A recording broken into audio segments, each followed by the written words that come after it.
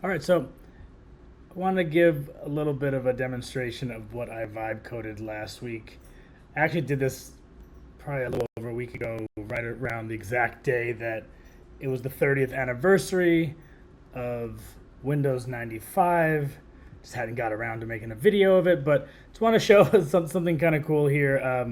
This is my interpretation and my vibe coded in a couple hours, kind of a throwback experience of what Windows 95 kind of looked like. So I'm gonna refresh the page just so you can kind of get walk through the whole experience here, which is it's pretty fun.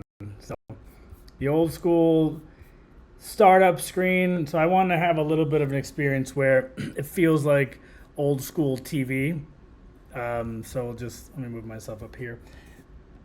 Old school computing. So this is what you have to go through back in the day. You turn your computer on and start making all this noise, all this typing would happen. You'd see the Windows screen, and you basically start on up. So I basically made like a light interpretation of what Windows 95 was in kind of its core principles. So I haven't implemented the actual icons yet here, but if you guys watched my previous video, kind of get into like why Windows 95 was so huge and why it was such a big deal and the amount of market space it took up. But this was the first time we saw start menu in the corner, which was huge. This was even to today, I think there was one version of Windows that didn't have it. So even that is such a big deal. But it's gonna take you through kind of the workflow that people used to get into. So you'd come on here and you'd have to kind of dial up to the internet. So if I wanted to connect to the internet, I'd usually open like America Online, hit some dial up,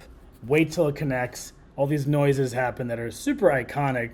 And I wait, like, yeah, you see, and there we go. I'm connected. Now that I'm connected, I can go surf the internet and do some things. So a lot of people, they were going to America Online, like it's where you signed up it's where you got onto the internet, but also it's a place where you checked your email.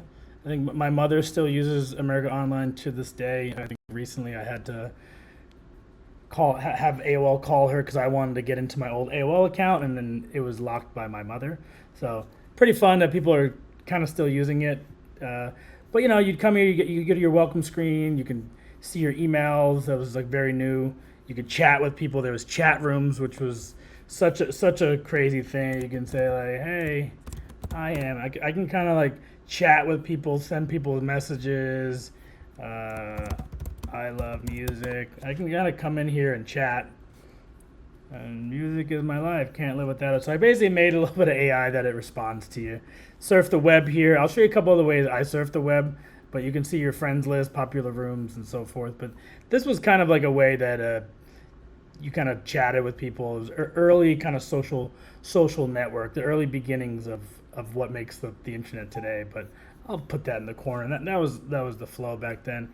But I could go over to Internet Explorer and go surf the internet, which kind of fun. So I wired a lot of this to Web Archive, so I can come in here and go to like Hotmail or Excite or MSN. Or if anyone's young watching this video, you probably don't know any of these sites, but I use Web Archive, and they basically have like old school snapshots of sites. So I can go to like PC Magazine, which pretty big magazine back in the day. We'll let this load. And this is how sites kind of look. They were pretty basic looking.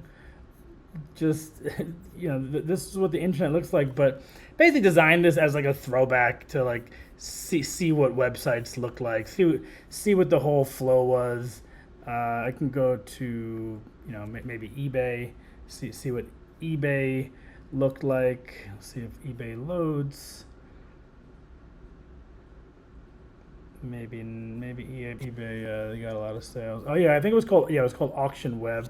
So I can probably go on to Auction Web. But feel free to play around. I have the link shared below. But it's pretty fun because you got your old school WordPad, and I actually made where you can locally save, so you can write things and hey, I love vibe coding, and basically click save, choose where you what file you want to save it under.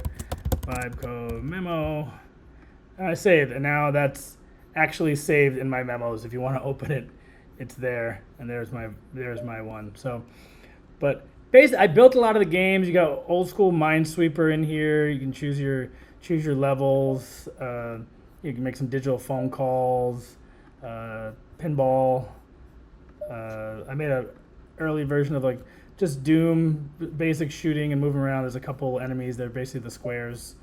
Carmen Sandiego was like kind of a big one too. So built a version of Carmen Sandiego, and you can kind of do a mystery and so forth. But this is kind of how the internet worked, and just kind of fun to like see the way things kind of looked and so forth. I can go into like my briefcase and see a lot of my files, go to my control panel, see my passwords. What else is pretty fun here? You got your device manager here, but it's just kind of fun to do this kind of throwback feel. But what's cool too is like this browser, you can also go to real sites. So it's not just a old school browser. You can actually use it. I don't know how many of you are actually going to be using this Windows 95 version as your actual browser, but feel free. I felt free to just throw that in there. And you got the classic games, PC gaming. This was kind of the start. You got Hearts and Doom and Free Cell and Solitaire, and we used to use Paint to do stuff, and I could write some stuff here, choose my colors, and I kind of made this quickly, but very like if you weren't around in this time, kind of fun to look back. Even if you were, it's just very nostalgic to look at something like this. Old school AIM. AIM was like the lightweight messenger version of AOL, where you just open it, and it was really just for chatting. That's really all the purpose it served was chatting. But just wanted to guys show you this.